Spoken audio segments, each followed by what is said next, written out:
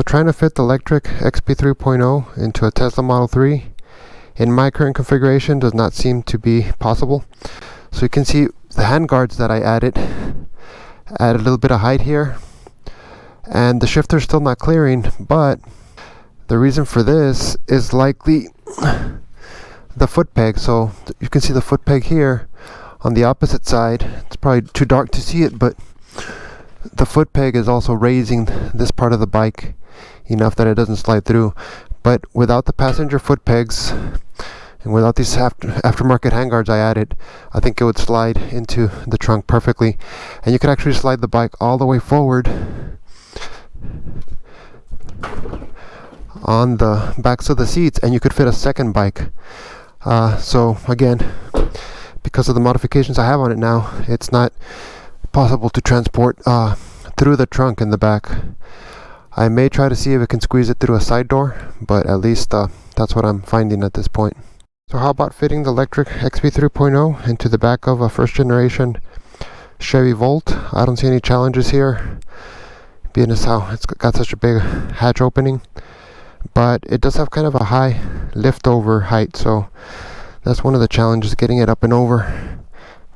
You have to lift it quite a ways, but even though I have a spare tire here in the back, I mean, it should just drop right in all kinds of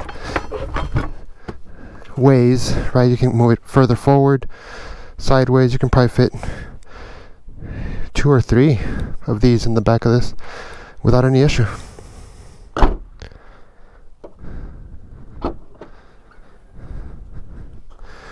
But again, the lift over is what's a little bit of a challenge. And if you don't have a spare tire in the way, it'll be easier.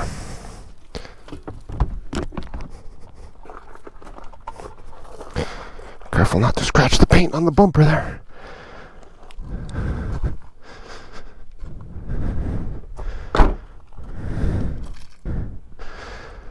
So now we're looking at a 2006 Honda Ridgeline. Let's see if it'll fit in the back with the 2 seat bottoms up. It's gonna be kind of a tight squeeze, I think. No, it's super easy. Fits right in. Plenty of space. Yeah. No issues at all. That's pretty nice.